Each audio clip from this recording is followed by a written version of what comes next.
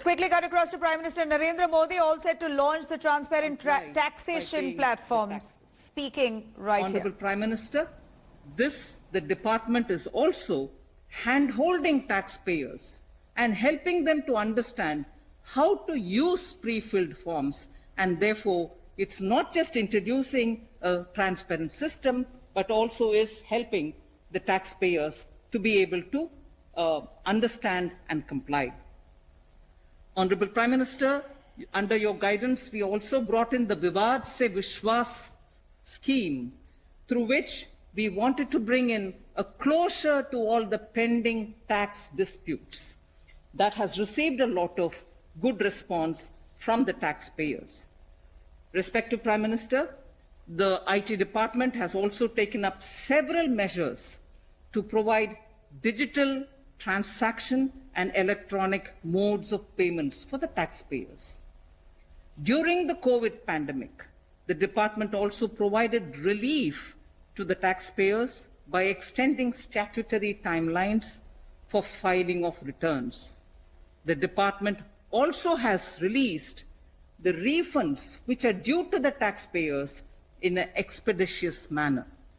Lastly, Honorable Prime Minister, the officers and the staff of IT department, Income Tax Department, deserve our appreciation for their untiring efforts to bring reality to your vision.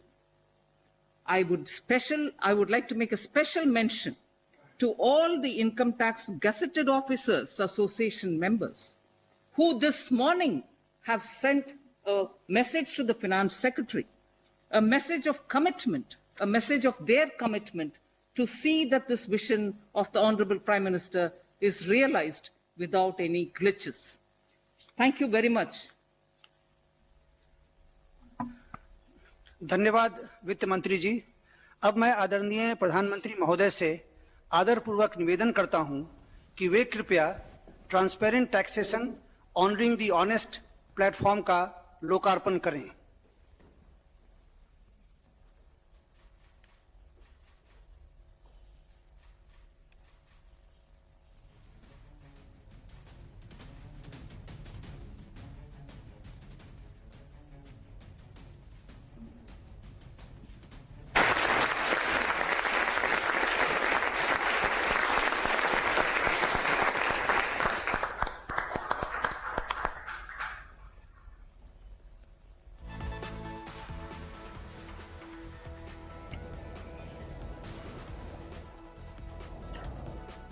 Modi there to speak in just moments from now. Prime Minister to launch the transparent taxation platform honouring the honest. Here is Prime Minister Narendra Modi set to speak in just a little while. धन्यवाद प्रधानमंत्री जी। अब मैं आपसे अनुरोध करूंगा कि आप अपने विचारों से हमारा मार्गदर्शन करें। आदरणीय प्रधानमंत्री जी। नमस्ते जी। देश में चल रहा स्ट्रक्चरल रिफॉर्म्स का सिलसिला आज एक नए पड़ाव पर पहुंचा है। Transparent taxation, honouring the honest 21वीं सदी के टैक्स सिस्टम की इस नई व्यवस्था का आज लोकार्पण किया गया है। इस प्लेटफॉर्म में फेसलेस असेसमेंट, फेसलेस अपील और टैक्स पेयर चार्टर जैसे बड़े रिफॉर्म्स हैं। फेसलेस असेसमेंट और टैक्स पेयर चार्टर आज से ही लागू हो गए हैं, जबकि फेसलेस अपील की सुविधा 25 सितंबर यानी दीनदयाल उपाध्याय जी के जन्मदिन से पूरे देश भर में नागरिकों के लिए उपलब्ध हो जाएगी। अब टैक्स सिस्टम भले ही फेसलेस हो रहा है, लेकिन टैक्स पेयर को ये फेयरनेस और फियरलेसनेस का विश्वास देने वाला है। ये सभी टैक्स पेयर्स को इस महत्वपूर्ण तोहफे के लिए मैं बहुत बहुत बधाई देता हूं और इनकम टैक्स विभाग के सभी अधिकारियों को, हर छोटे मोटे कर्मचारी को भी बहुत बहुत शुभकामनाएं देता हूं। साथियों, बीते 6 वर्ष में हमारा फोकस रहा है banking the unbank, securing the unsecured और फंडिंग द अनफंडेड। आज एक तरह से एक नई यात्रा शुरू हो रही है। ऑनरिंग द ऑनेस्ट, ईमानदार का सम्मान। देश का ईमानदार टैक्स पेयर राष्ट्र निर्माण में बहुत बड़ी भूमिका निभाता है। जब देश के ईमानदार टैक्स पेयर का जीवन आसान बनता है, वो आगे बढ़ता है, तो देश का भी विकास होता है, देश भी आगे बढ़ता है।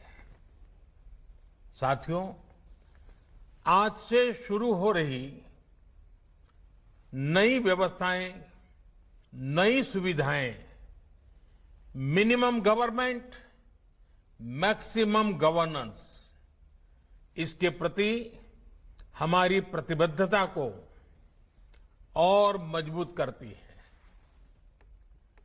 ये देशवासियों के जीवन से सरकार को, सरकार के दखल को कम करने की दिशा में भी एक बड़ा कदम है।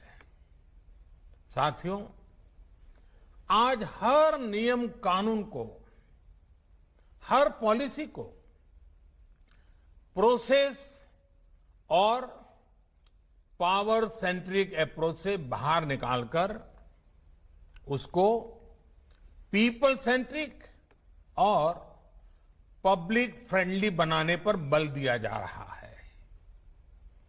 ये नए भारत के नए गवर्नेंस मॉडल का प्रयोग है और इसके सुखद परिणाम भी देश को मिल रहे हैं। आज हर किसी को ये एहसास हुआ है कि शॉर्टकट्स ठीक नहीं है। और हमारे यहां तो रेलवे स्टेशन पे लिखा जाता है, shortcut will you cut you short. गलत तौर तरीके अपनाना सही नहीं है। वो दौर अब पीछे चला गया है।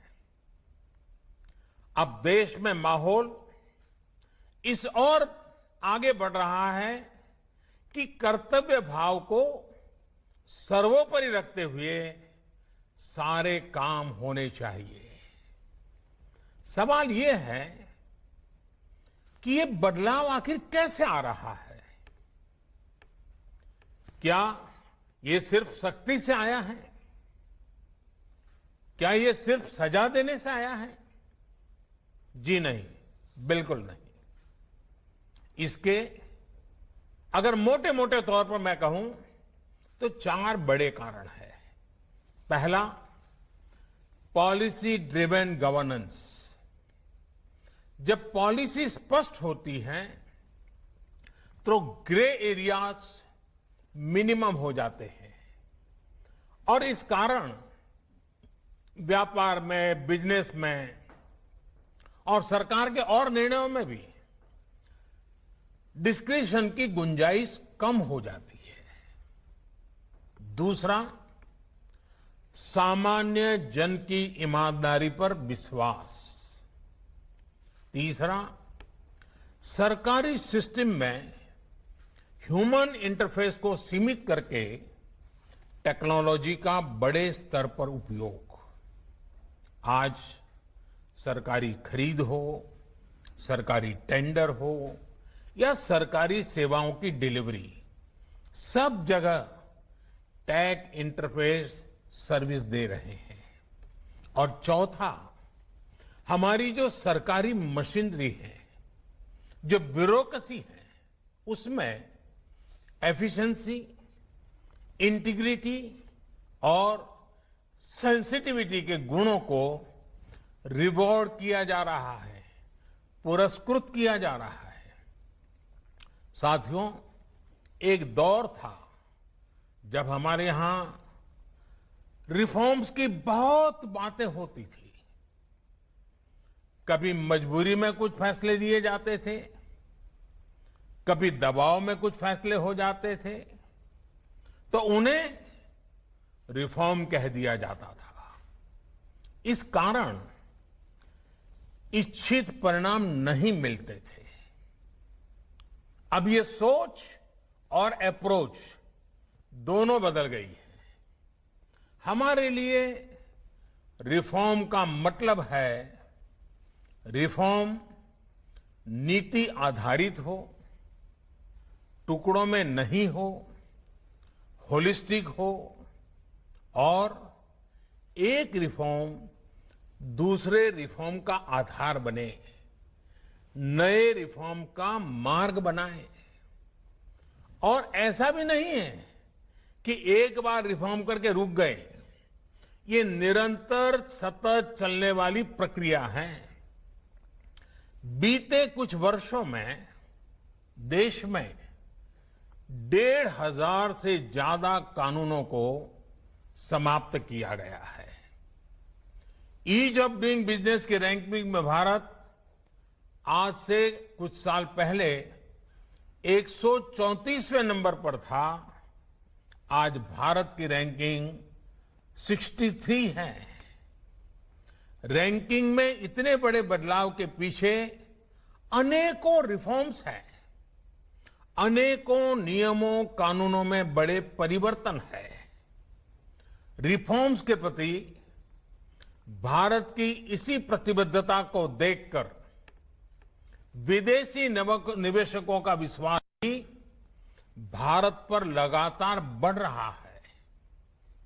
कोरोना के इस संकट के समय भी भारत में रिकॉर्ड एफडीआई का आना इसी का उदाहरण है।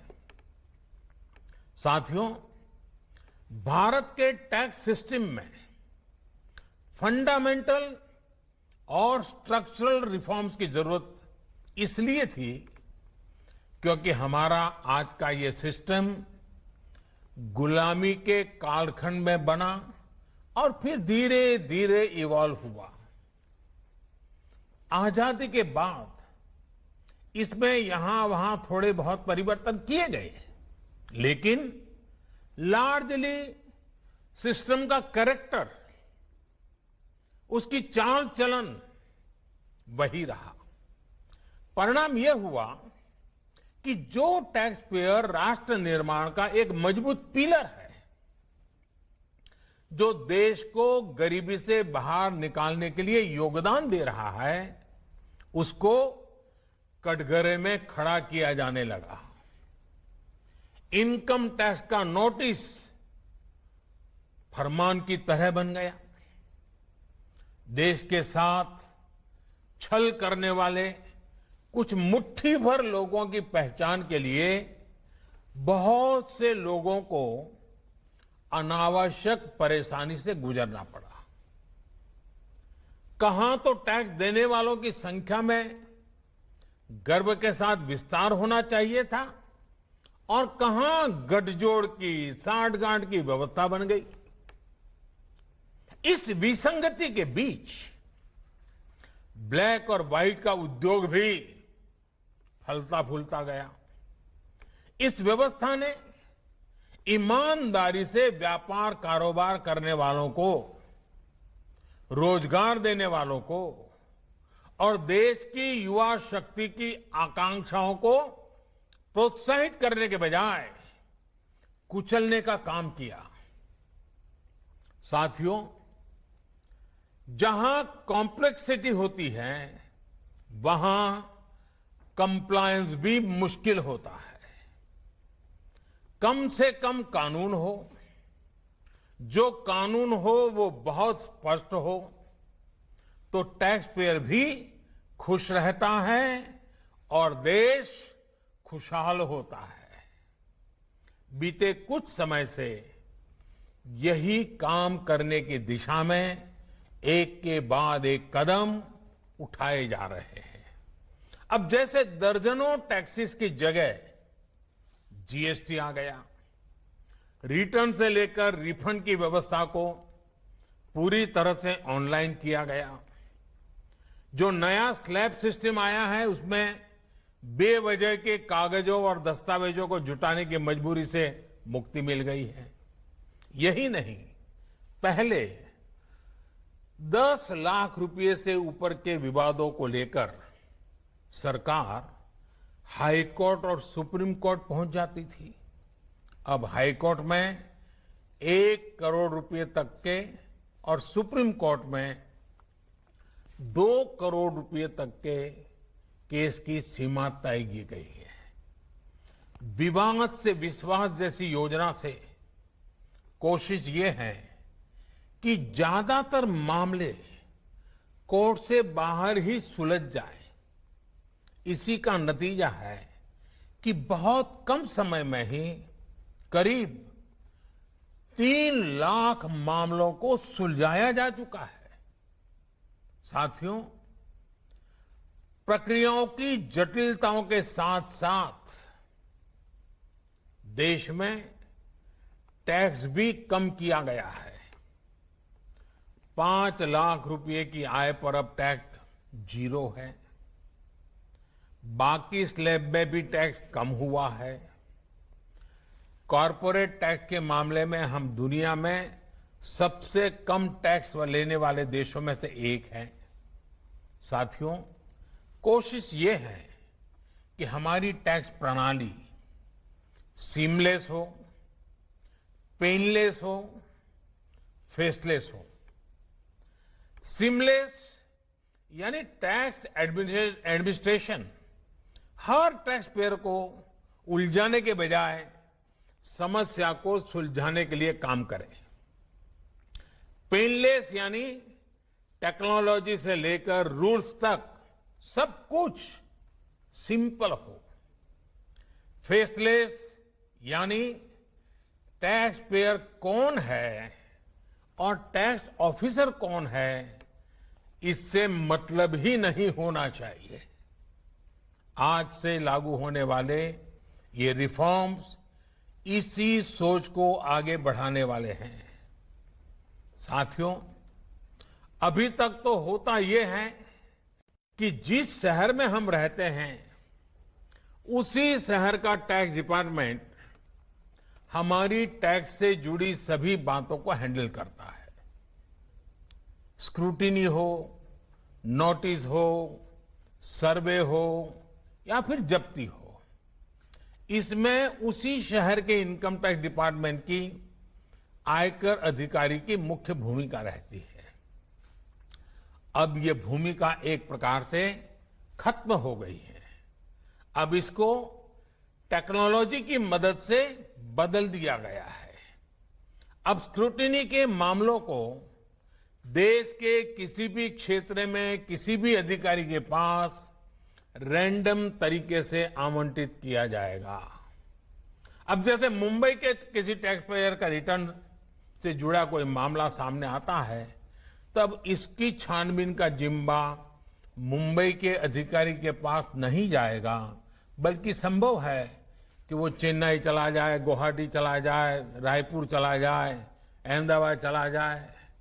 वो फेसलेस टीम के पास जा सकता है और वहां से भी जो आदेश निकलेगा उसका रिव्यू किसी दूसरे शहर, कहीं जयपुर हो जाएगा, बेंगलुरु हो जाएगा, चेन्नई हो जाएगा, कोची हो जाएगा, वहां की टीम करेगी।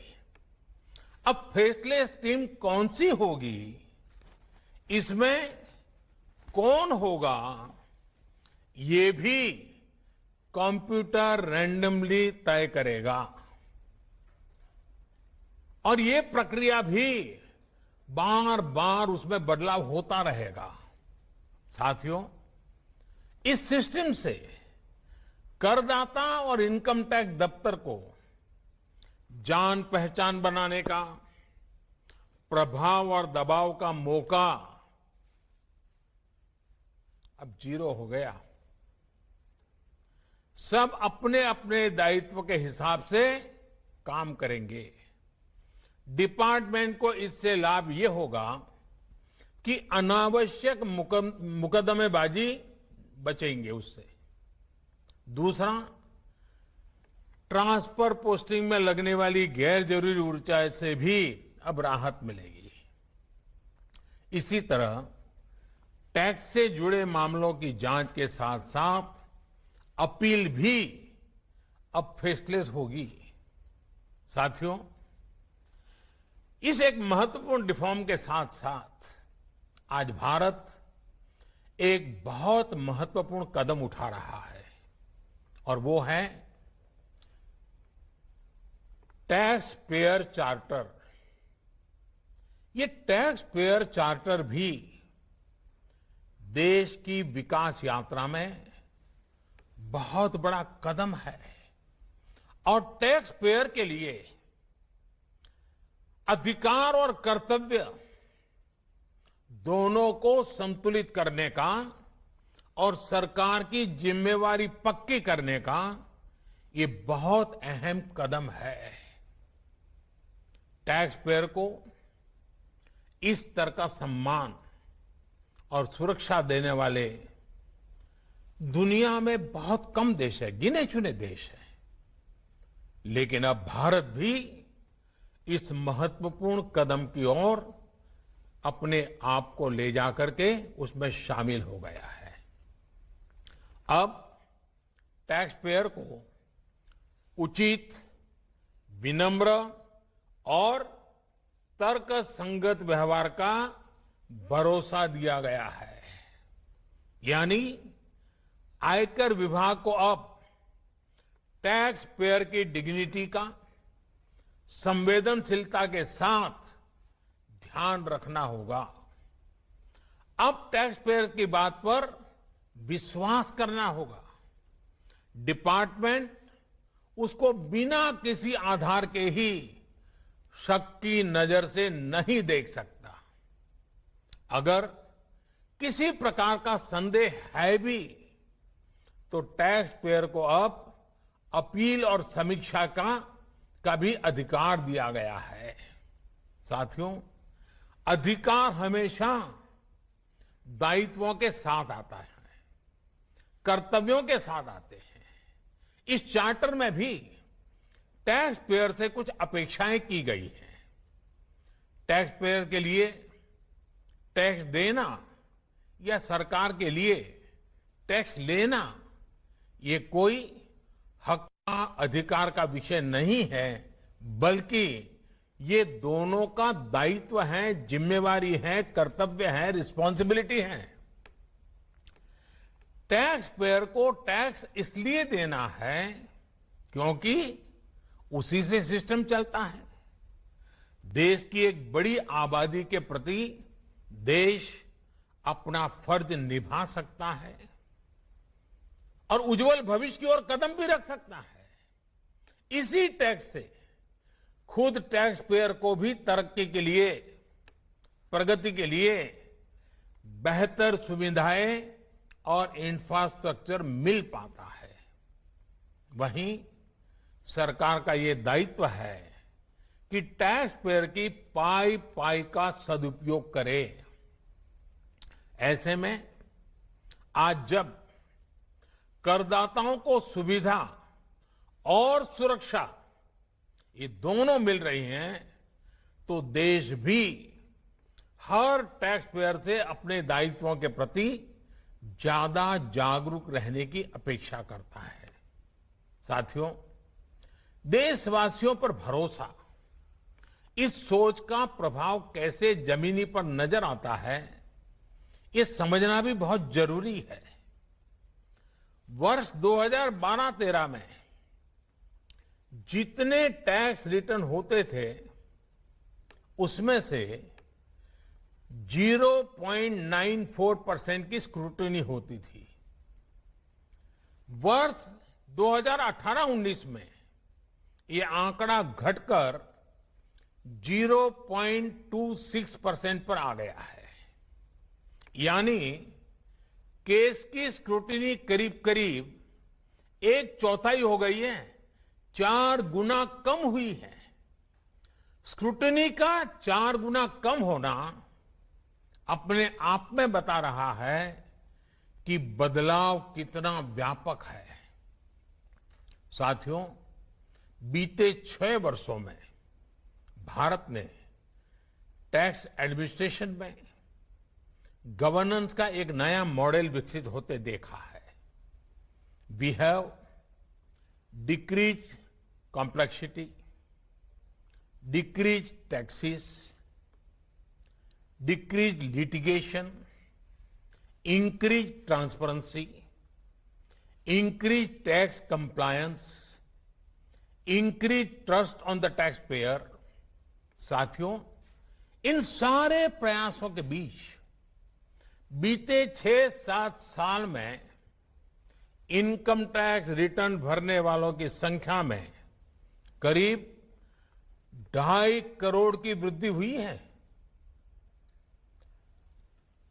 ये वृद्धि तो बहुत बड़ी है, लेकिन इस बात का हम इनकार नहीं कर सकते हैं कि इसके बावजूद भी 130 करोड़ के देश में ये बहुत कम है, बहुत कम है। इतने बड़े देश में सिर्फ 130 करोड़ में से 1.5 करोड़ साथी ही इनकम टैक्स जमा करते हैं। 130 करोड़ में 1.5 करोड़। मैं आज देशवासियों से भी आग्रह करूंगा, जो सक्षम है उनको भी आग्रह करूंगा, भिन्न भिन्न करके व्यापार उद्योग के संगठन चलाते हैं उनको भी आग्रह करूंगा। इस पर हम सबको चिंतन करने की जरूरत है। देश को आत्मचिंतन करना होगा और ये हमारा आत्मचिंतन ही आत्मनिर्भर भारत के लिए आवश्यक है, अनिवार्य है। और ये जिम्मेदारी सिर्फ टैक्स डिपार्टमेंट की नहीं है, ये जिम्मेवारी हर हिंदुस्तानी की है, हर भारतीय की है जो टैक्स देने में सक्षम है, लेकिन अभी वो टैक्स नेट में नहीं है। वो स्वप्रेरणा से अपने आत्मा को पूछे, आगे आए। और अभी 2 दिन के बाद 15 अगस्त है। आजादी के लिए मरने मिटने वालों को जरा याद कीजिए। आपको लगेगा हां, मुझे भी कुछ न कुछ देना चाहिए। आइए विश्वास के, अधिकारों के, दायित्वों के इस महत्वपूर्ण भावना का सम्मान करते हुए, इस प्लेटफॉर्म का सम्मान करते हुए नए भारत, आत्मनिर्भर भारत के संकल्प को सिद्ध करें। एक बार फिर देश के वर्तमान और भावी ईमानदार टैक्स पेयर को बहुत बहुत बधाई देता हूं, शुभकामनाएं देता हूं। और ये पहल, ये बहुत बड़ा फैसला लिया गया है। इनकम टैक्स के अधिकारियों को भी जितनी बधाई दे उतनी कम है। हर टैक्स पेयर ने इनकम टैक्स अधिकारियों को भी बधाई देनी चाहिए, क्योंकि एक प्रकार से उन्होंने अपने आप पर बंधन डाले हैं। अपने खुद की ताकत को, अपने अधिकारों को उन्होंने खुद ने काटा है। अगर इनकम टैक्स डिपार्टमेंट के अधिकारी इस प्रकार से आगे आते हैं तो किसको गर्व नहीं होगा? हर देशवासी को गर्व होना चाहिए। और पहले के जमाने में शायद टैक्स के कारण कुछ समस्याएं होगी, लोगों ने टैक्स देने के रास्ते पर जाना पसंद नहीं किया होगा। अब जो रास्ता बना है वो टैक्स देने की तरफ जाने का आकर्षक रास्ता बना है। और इसलिए आइए भव्य भारत के निर्माण के लिए इस व्यवस्था का लाभ भी उठाएं और इस व्यवस्था को जोड़ने के लिए आगे भी आए। मैं फिर एक बार आप सबका बहुत बहुत धन्यवाद करता हूं, अनेक अनेक शुभकामनाएं देता हूं। निर्मला जी और उनकी पूरी टीम को भी मैं बहुत धन्यवाद करता हूं कि एक के बाद एक देश के उज्जवल भविष्य के लिए लंबे अरसे तक प्रभाव पैदा करने वाले अनेक सकारात्मक निर्णयों का नेतृत्व कर रहे हैं। मैं फिर एक बार सबको बधाई देता हूं, सबका धन्यवाद करता हूं।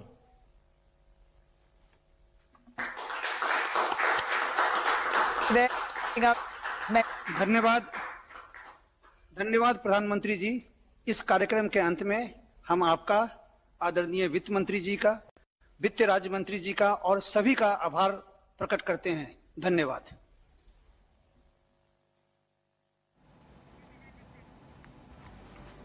Slipping in a short break, we'll be right back. Do stay tuned. Hello everyone, this is Rahul Kamal here.